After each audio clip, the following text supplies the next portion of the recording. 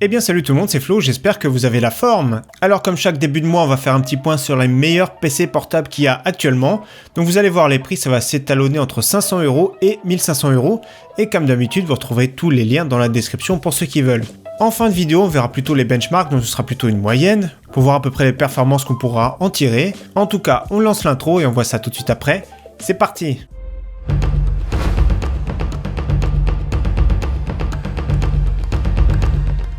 Alors on commence avec un PC portable à 500€ que je vais présenter récemment. Alors attention, si vous avez que ce budget là ça va, mais autrement je vous conseille d'investir un tout petit peu plus pour avoir un PC quand même beaucoup plus moderne. Alors déjà pour 500€, on va voir à la fin, on peut jouer à quelques petits jeux mais on est vite freiné. C'est un Acer 15 pouces avec un Core i5 basse consommation, on a quand même un disque dur d'1 Tera, 6Go de RAM c'est vraiment correct pour le prix, la GTX 950M donc l'ancienne génération, et Windows 10, donc c'est super déjà pour moins de 500€ d'avoir un PC équipé d'un Windows 10. Donc ça peut être un PC portable qui peut servir pour le travail, et puis de temps en temps, celui qui veut jouer, c'est vraiment bien, ça peut permettre de jouer à des petits jeux pas trop gourmands, parce que en plus de ça, l'autonomie va être très bonne grâce au processeur basse consommation.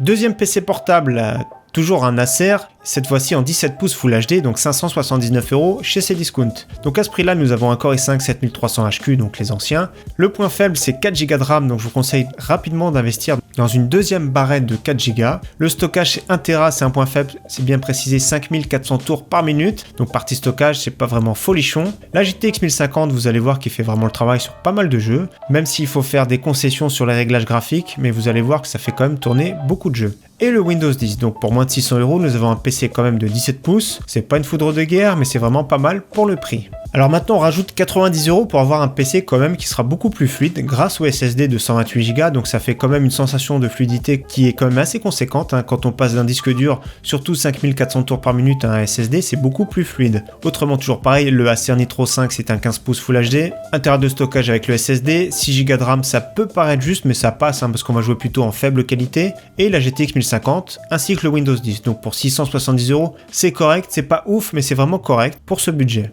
On passe maintenant à un PC qui est vraiment assez similaire, le HP Omen 15. La différence ici, c'est qu'on a 8Go de RAM, donc c'est un petit peu plus confortable. Et au niveau finition, moi personnellement, je préfère le HP Omen 15 plutôt que le Acer Nitro. Autrement, le reste tout pareil, même processeur, disque dur d'1 Tera avec le SSD de 128Go, la GTX 1050 et le Windows 10. Donc pour moins de 700€, c'est vraiment correct, hein. C'est un PC qui sera vraiment polyvalent, bon à tout faire. Et toujours pareil, à la fin, on va voir quelques benchmarks. Pour le même prix, nous avons un PC 17 pouces, cette fois-ci Full HD, mais il n'y a pas de Windows.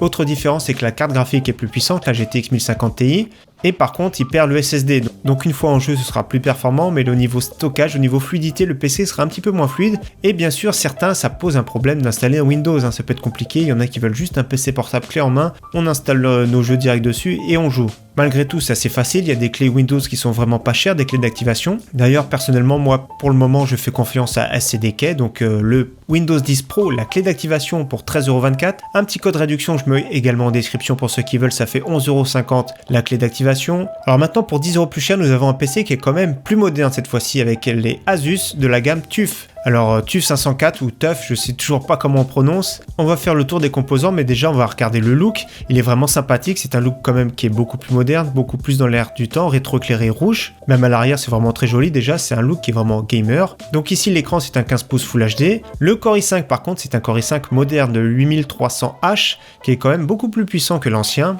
Donc ça fait plaisir, déjà en jeu on va gagner un petit peu. Au niveau stockage nous avons 1 Tera de stockage qui est boosté avec Optane, donc Optane qui fait partie d'Intel, 16Go de cache, on va dire, de la mémoire ultra rapide, donc ça booste notre disque dur, ça fait comme si on avait un disque dur d'1 Tera qui est vraiment très performant, 8Go de RAM, une GTX 1050 2Go, le Windows 10, donc là franchement c'est une bonne base. Pour 700€, nous avons un PC moderne, une partie stockage qui est quand même pas mal du tout, donc c'est un PC clé en main qui est vraiment polyvalent. Alors cette fois-ci nous passons pour un budget de 800€ avec un Acer Nitro 5, toujours un 15 pouces Full HD, le Core i5 d'ancienne génération, le 7300HQ, 1 Tera de stockage accompagné du SSD 128Go, ça c'est très bien. Bizarrement 6Go de RAM uniquement, et nous avons la GTX 1050 Ti qui est quand même un petit peu plus performante que la GTX 1050 classique, et cette fois-ci le Windows 10, donc pour 800€ c'est vraiment correct. Cette fois-ci pour 800€, nous avons le meilleur rapport performance-prix de la sélection, donc le Lenovo Legion, un grand classique qu'on a pas mal retrouvé dans les vidéos PC Portable Gamer.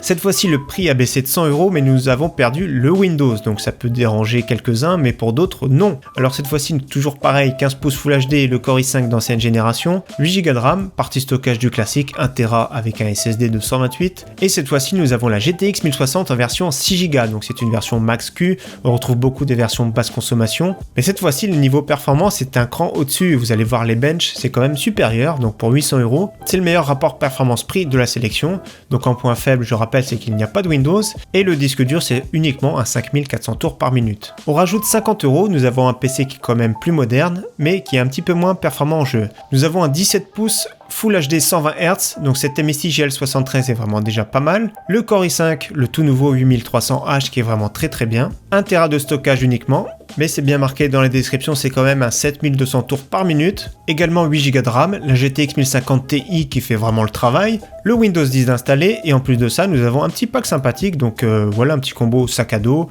un petit goodies et un casque. Donc franchement, c'est un petit bonus en plus pour 850 €, je trouve que c'est raisonnable parce que nous avons un PC qui est quand même moderne. Et en plus de ça, avec un bel écran et une belle dalle vraiment fluide.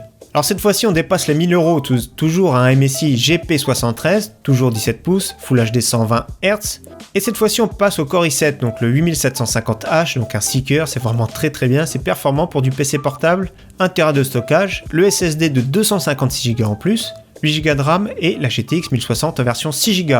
Toujours pareil, nous avons le petit pack sympathique avec le sac à dos, la petite peluche et le casque. Le problème de ce PC, c'est quand même qu'il dépasse les 1000 €. Ça reste raisonnable au vu de la configuration, mais nous n'avons pas de Windows 10.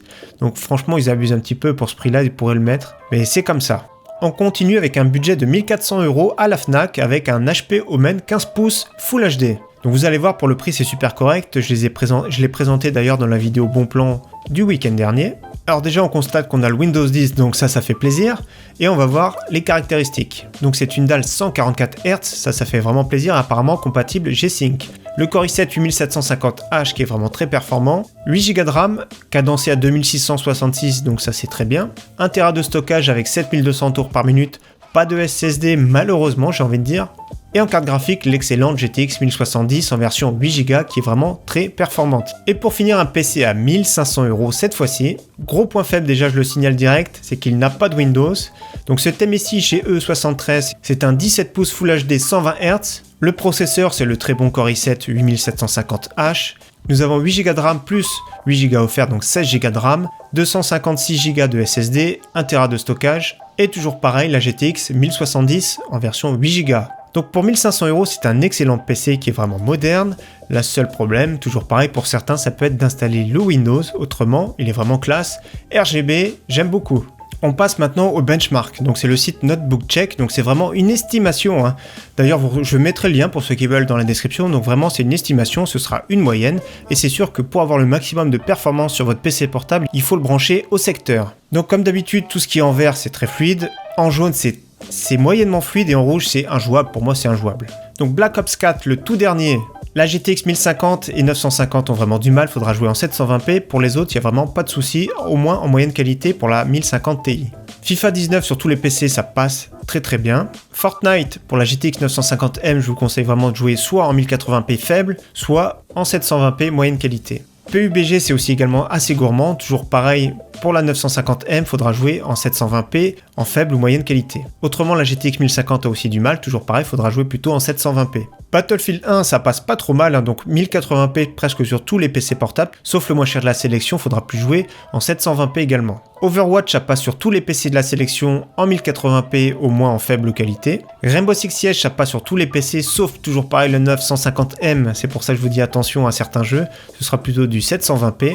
Et pour GTA 5, ça passe sur tous les PC en 1080p, toujours pareil. Pour le PC à 500 €, faudra plutôt jouer en 720p, donc vraiment faites attention à ça. Donc voilà, j'espère que cette sélection de ce mois de novembre vous aura plu. Toujours pareil, c'est dans la description pour ceux qui veulent.